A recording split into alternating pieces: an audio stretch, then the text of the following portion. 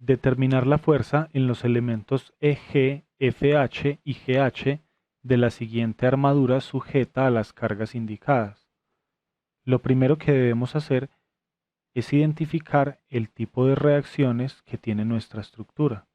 Como podemos ver, el tipo de reacción que tenemos a la izquierda nos permite efectuar una fuerza tanto horizontal como vertical. Las nombraremos A sub X y A sub Y respectivamente, escogiendo direcciones arbitrarias para las fuerzas. El apoyo que tenemos en la derecha puede solamente ejercer una fuerza en dirección vertical. Lo nombraremos NY.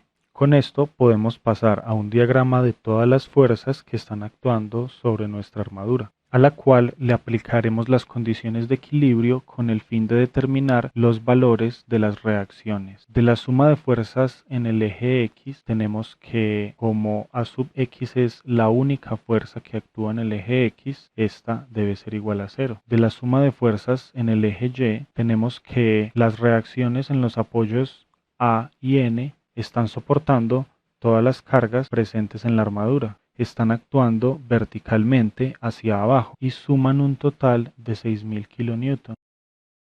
La tercera condición de equilibrio que utilizaremos es que la suma de momentos en el punto A debe ser igual a 0. Como estamos analizando el punto A, las componentes AX y AY de las reacciones en A no ejercen momento, así como la fuerza de 150 kN que también está aplicada en ese mismo punto. Comencemos con la reacción en N, cuyo brazo de palanca sería la distancia entre los puntos A y N, el cual es 33.6 metros, luego de que sumamos todas las distancias indicadas en la figura. La fuerza de 1050 kN que está actuando sobre el nodo B tiene un brazo de palanca de 7.2 metros. La fuerza de 900 kN que actúa en el nodo D tiene un brazo de palanca de 14.4 metros y así de manera sucesiva con el resto de cargas que actúa en los diferentes nodos de la armadura. Teniendo en cuenta que toda esta ecuación debe ir igualada a 0, entonces podemos pasar todos los términos de rojo y luego de eso podemos despejar NY, teniendo en cuenta que la suma de todos los momentos en rojo nos da 103.320 kN por metro y debemos pasar a dividir el 33.6 metro, dando como resultado nuestro primer valor de la reacción en N, un total de 3.075 kN.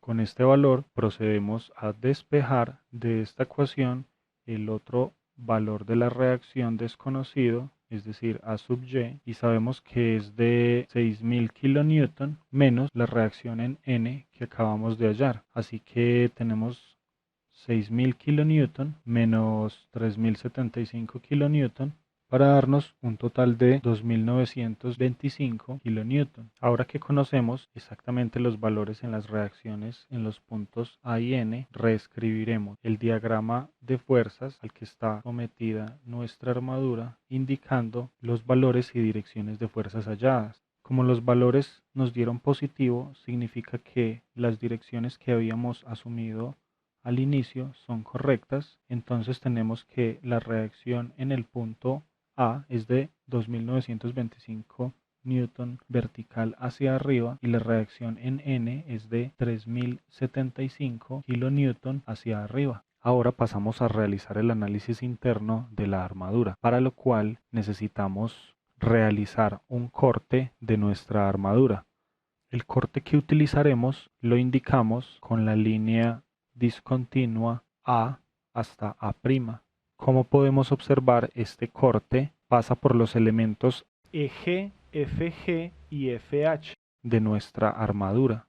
Por esta razón, cuando visualicemos nuestra armadura seccionada, identificaremos que estos miembros de la armadura se han cortado y en consecuencia de la tercera ley de Newton podemos visualizar las fuerzas a las que están sometidos los elementos seccionados. Estas son las fuerzas que actúan sobre el elemento eje vista desde cada una de las secciones de la armadura. Su dirección es contraria. Análogamente, estas son las fuerzas que actúan sobre el elemento FG y estas las fuerzas sobre el elemento FH. Ahora pasamos a analizar cualquiera de las secciones en las que hemos dividido nuestra armadura. Elegimos quedarnos con la parte izquierda de nuestra armadura. Ahora procedemos a hallar las fuerzas en los elementos indicados aplicando las condiciones de equilibrio para esta sección. Comenzamos planteando la ecuación de suma de momentos en F igual a 0. Como vemos, por el punto F pasan las líneas de acción de fuerza de la fuerza en el elemento FH y la fuerza en el elemento FG. Debido a esto, estas dos fuerzas no ejercen momento sobre el punto F.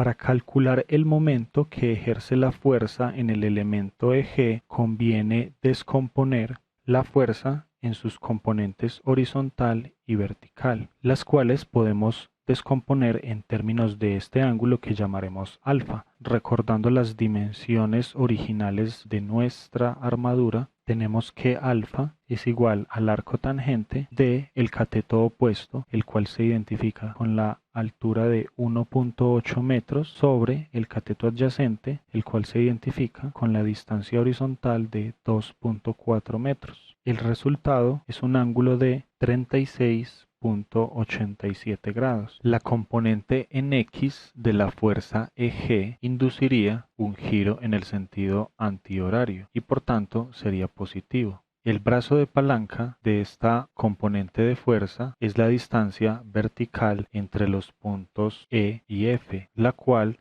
sabemos de nuestro diagrama original que es de 8.4 metros. Por otro lado, la componente vertical de la fuerza en el elemento EG produciría un giro en el sentido de las manecillas del reloj y su brazo de palanca sería la distancia horizontal entre los puntos E y F, el cual nuevamente referido a nuestro diagrama original es de 2.4 metros.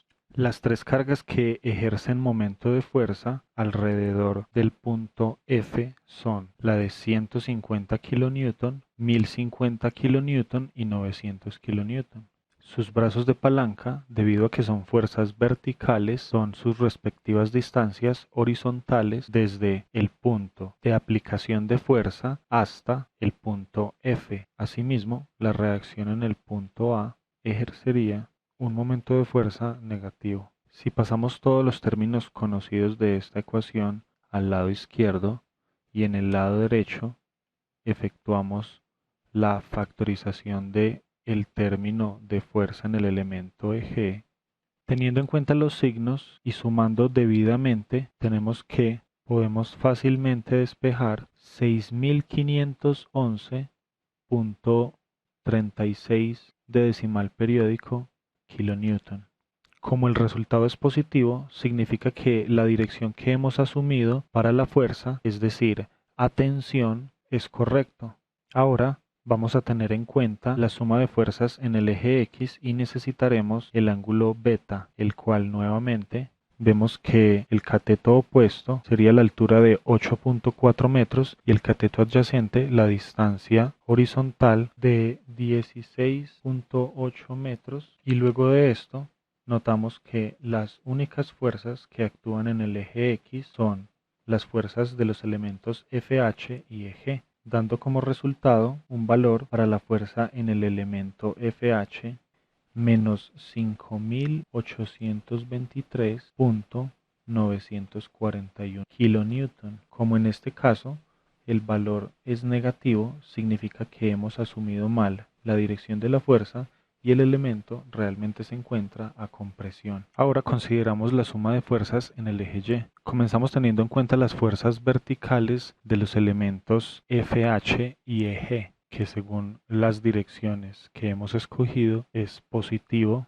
para la fuerza del elemento EG y negativo para la fuerza del elemento FH. Recordemos que acabamos de hallar el valor de la fuerza y nos indicó que iba en sentido contrario, así que con el signo de adelante nos indicaría que realmente esta componente va dirigida en dirección vertical hacia arriba. Por otro lado, tenemos las 4 cargas actuando verticalmente hacia abajo y finalmente la reacción en el punto A. El único término desconocido en esta ecuación es la fuerza en el elemento FG, que pasamos al lado izquierdo y efectuamos los cálculos en el lado derecho, teniendo en cuenta que la fuerza en el elemento FH es negativa y que al multiplicar con el signo negativo que le antecede quedará positiva. El valor numérico es de 5.386.36 decimal periódico en kilonewton.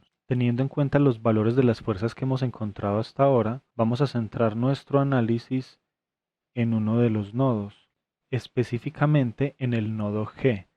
Recordemos que utilizamos la convención de dibujar todas las fuerzas de los elementos a tensión y que hasta ahora hemos encontrado que el elemento FH está realmente a compresión. Esta es FG y el resultado positivo nos indica que se encuentra a tensión, así que sale del nodo G. Esta es la fuerza EG. Nuevamente su signo positivo nos indica que se encuentra a tensión y por tanto saliendo del nodo G. Esta es la fuerza en el elemento GI que hasta ahora no hemos utilizado, que también supondremos a tensión. Y esta es la fuerza en el elemento que nos interesa, que supondremos también a tensión. Si ahora realizamos la siguiente identificación del ángulo alfa, podemos fácilmente, mediante una suma de fuerzas en el eje Y, involucrar la variable que nos interesa, la cual es la fuerza en el elemento GH. De aquí podemos despejar la fuerza en el elemento GH como menos 2465 punto decimal periódico de 90, medida en kilonewton. Como la hemos asumido a tensión, esto significa que realmente la fuerza es de compresión.